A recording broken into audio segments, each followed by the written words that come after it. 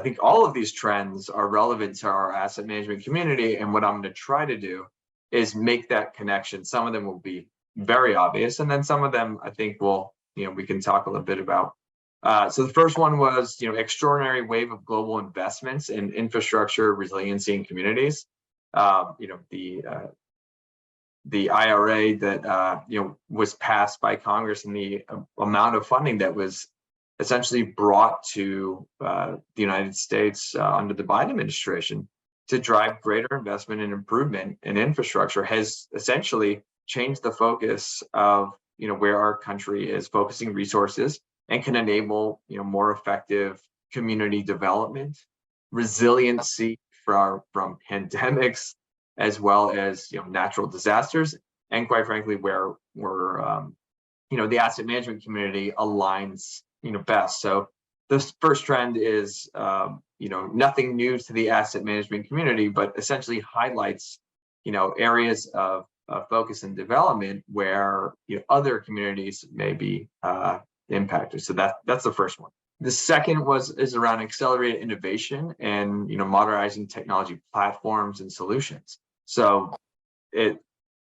you're not hearing about ChatGPT or AI or quantum computing, I don't know what planet you live on.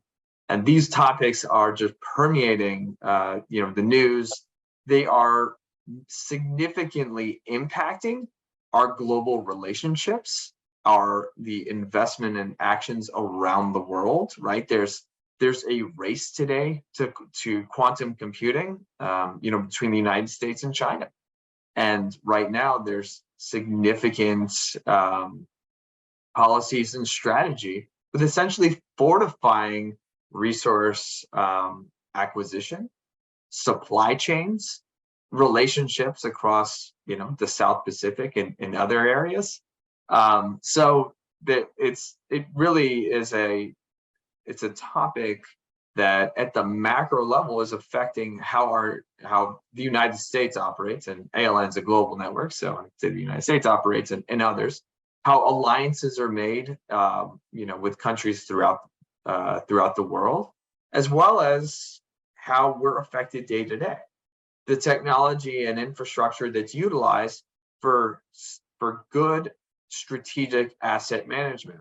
And we've talked about over the years, asset management is not a technology system. Technology enables an asset management, proper utilization, proper life cycle planning, budgeting, and management.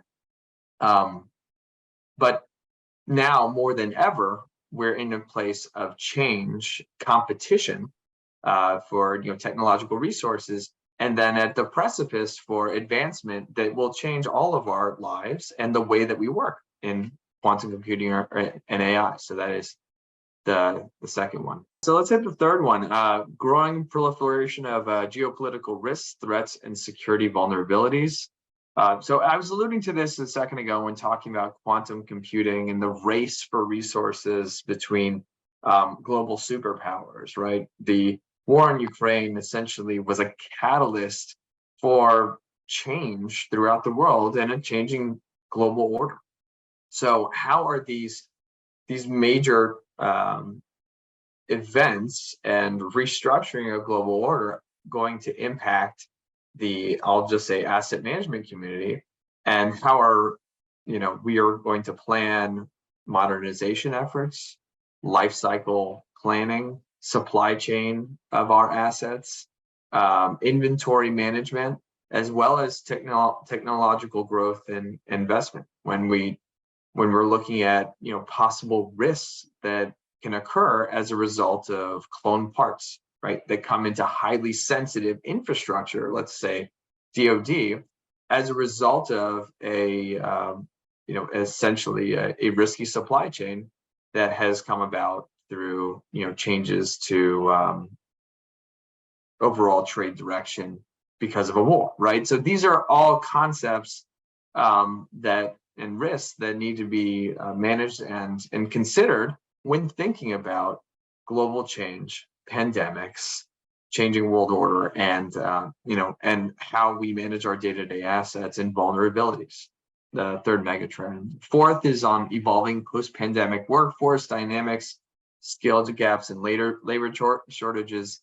Yeah, it's so fascinating to me that we have rising interest rates within the United States. We've had prospects of a recession ongoing for the past couple of years, as well as shortages of labor in a workforce. It's just this unique set of elements that at times do not make sense in a world that has continuously evolved through. Really, it's a post-pandemic world. So how are we thinking through what this workforce looks like in the future? How are we more effectively planning for the asset management leadership, the maintenance, the acquisition, all the various elements that come into play when it comes to lifecycle asset management, not just for the short term, but for the long term. So you're really thinking about those dynamics, in addition to the changes that we've had to the work environment, where there's a pendulum swinging back with people actually coming back into the office and really thriving on the relationships, the synergies that occur through in-person consultation, while balancing the benefits of a remote environment and the ability to be in 7 places at once, right? Through technology enablement and business acumen that have been developed. So these are trends that we're developing strategies on, that we're helping people understand how to navigate effectively to make their companies or organizations successful. And then the last part of this, and we've talked about it a bit, is the exponential growth of data leading to partnerships and data ecosystems that change decision-making, value, and growth possibilities. So we talked about technology earlier on, but data are the source of essentially the gasoline that makes everything run, right? So how is data effectively managed?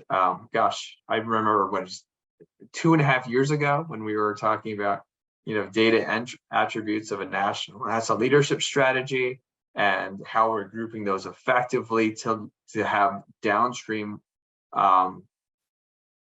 management of assets.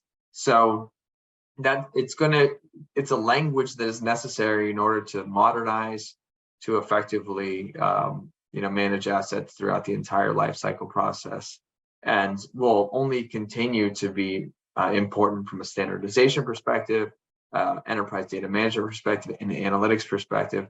That plays into AI and quantum computing.